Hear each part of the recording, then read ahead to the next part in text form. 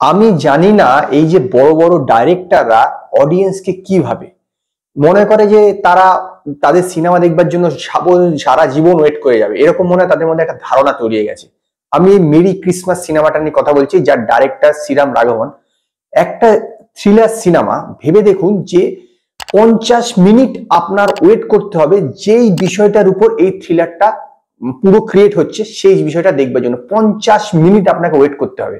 তার আগে তারা খাচ্ছে যাচ্ছে, ঘুরছে, চুমু খাচ্ছে, লিফটে চড়ছে, লিফট থেকে নামছে, রাস্তায় হাঁটছে, এইগুলো তুমি এই 50 মিনিট ধরে একজন লোক পয়সা খরচা করে বসে সিনেমা হলে বসে এটা দেখবে? এটা কোনো বিশ্বাসযোগ্য কথাবার্তা? যে একটা থ্রিলারের যে মূল বিষয়বস্তু, যেটার উপরে থ্রিলারটা পুরো রচনা হয়েছে, সেই জিনিসটা তো মিনিমাম 15-20 মিনিটের মধ্যে বুঝিয়ে দিতে হবে অডিয়েন্সকে যে এইটার জন্য এই পুরো গল্পটা হচ্ছে। সেটা দেখবার জন্য 50 মিনিট ওয়েট করতে হবে? এর মানে একটা কি বলবো, একটা অসহ্য, একদম এক কথা অসহ্য ব্যাপার। নমস্কার বন্ধুরা, আমি অমর্ত্য, আপনাদের চ্যানেল ইন্ডিয়ান ফিল্ম নিউজ বাংলাতে আপনাদের স্বাগত।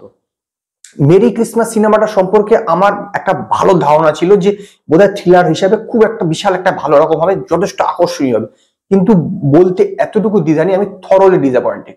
50 মিনিট ধরে অপেক্ষা করার পর বোঝা গেল যে এই বিষয়টার উপরে এই সিনেমাটা হচ্ছে। 50 মিনিট অপেক্ষা করা, তার আগে তারা এত স্লো স্ক্রিন প্লে, মানে কল্পনাতীত, এত স্লো স্ক্রিন প্লে। গল্পটা আমি আপনাদের শর্টে বলছি, একটা রাতের ঘটনা। এখানে এই যে 24শে ডিসেম্বর রাতে, মানে 25শে ডিসেম্বরের দিন সকালবেলা বলতে গেলে রাত্রি 12টার দিকে, এই পুরো একটা রাতের ঘটনা এই সিনেমাটাতে। বিজয় সত্যপটু 7 বছর পর তার বাড়ি মুম্বাইতে ফেরত এসছে। তখনকার পুরোনো দিনের ঘটনা দেখাচ্ছে, মানে 70-এর দশকে বা 80-এর দশকে যখন মুম্বাই বোম্বে ছিল, সেই সময় ফেরত এসছে। তো সে রাত্রিবেলায় বেরিয়েছে রাস্তায়, তো হঠাৎ করে যে রাস্তায় বেরিয়েছে এবং তারপরে একটা রেস্টুরেন্টে খেতে গেছে। তো সেইখানে তার সঙ্গে এই ক্যাটরিনা কাইফের পরিচয়, সে ক্যাটরিনা কাইফের বাড়িতে আসে। তারপরে সেই বাড়ি থেকে সে একটা জিনিস ফলে যে একটা জিনিস ভুলে গেছে ইসেতে জন্যে, মানে একটা জিনিস আনতে ভুলে গেছে, ওই ঘড়িটা। সে আবার বাইরে আসে ক্যাটরিনা কাইফের সঙ্গে, এবং তারপর যখন বাড়িতে ফেরত যায় তখন গিয়ে দেখে একটা লোক মানে মারা গেছে, ওখানে গুলি করেছে কেউ বা আত্মহত্যা করেছে, এরকম অবস্থায় মরে পড়ে আছে। ক্যাটরিনা কাইফ বলে যে সেটা তার স্বামী। তারপরে কি হলো সেইটা, আদৌ এর খুনিটাকে, তাদের এই খুনিটা কি আদৌ ধরা পড়লো, নাকি এদের দুজনের মধ্যে থেকে কেউ মার্ডারটা করেছে, যাবতীয় কিছু দেখতে হলে আপনাদের এই সিনেমাটা দেখতে হবে। একটা খুনের ঘটনার উপরে এই সিনেমাটা পুরোপুরি, এবং এই সিনেমাটা 2 ঘন্টা প্রায় আপনার 45 মিনিট, 40-45 মিনিটের মতো সিনেমা। তার মধ্যে 50 মিনিট তো ধৈর্য ধরে আপনাকে বসে থাকতে হবে এই খুনটা হবে এইটা দেখবার জন্য। তার আগে তারা খাচ্ছে দাচ্ছে, ঘুরছে ফিরছে, এইসব করে গেল। খুনটা হওয়ার পরে তারপরে তো একটু গতি থাকবে সিনেমা, সেই গতিটাই নেই। এত স্লো স্ক্রিন প্লে, এত স্লো স্ক্রিন প্লে, মানে চিন্তা করার বাইরে, এত স্লো স্ক্রিন প্লে। আমি শুনেছি যে এটা বোধহয় 60-এর দশকের কোনো ফ্রেঞ্চ সিনেমার থেকে নেওয়া হয়েছে। তো যাই হোক, সেই 60-এর দশকের ফ্রেঞ্চ সিনেমায় আমি জানি না সেটা কত স্লো ছিল, কিন্তু এই সিনেমাটা আরো মনে হতো আমার এত স্লো। পয়সা খরচা করে এত স্লো সিনেমা দেখা অসহ্য রকম, একদম অসহ্য রকম। এবং শেষে একটা শেষ হয়েছে, সবসময় শেষের দিকে মনে হচ্ছিল আমার যে একটা খুব বিশাল কিছু ইন্টারেস্টিং হবে, একটা ছোট্ট ঘটনা যেন ধরা পড়ে গেল, সেটা সব ঠিক আছে, কিন্তু সেই যে শেষটা যেভাবে হলো, যেরকম স্পেসে শেষ করলো, মানে এক কথায় সত্যি কথা, আমি থরলি ডিসঅ্যাপয়েন্টেড। অ্যাক্টিং এর কথা বলে, অ্যাক্টিং সবাই ভালো, সেটা বিজয় সত্যপতি হোক, ক্যাটরিনা কাইফ হোক, বিনয় পাঠক হোক, প্রত্যেকে নিজের জায়গায় ঠিকঠাক আছে, নো ডাউট।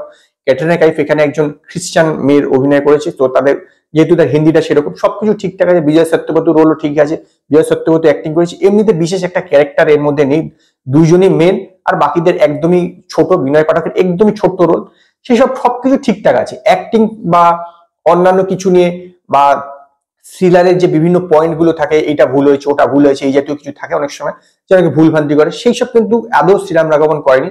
তিনি থ্রিলার বানান, নো ডাউট খুব ভালো বানিয়েছেন, কিন্তু এত স্লো স্ক্রিন প্লে এবং এই 50 মিনিট ধরে অপেক্ষা করা যে মূল জিনিসটা হওয়ার জন্য, এইটা কিন্তু এতটাও মেনে নেওয়া যায় না। এত স্লো স্ক্রিন প্লে পয়সা খরচা করে লোক এখন থিয়েটারে গিয়ে আমার তো মনে হয় না দেখবে।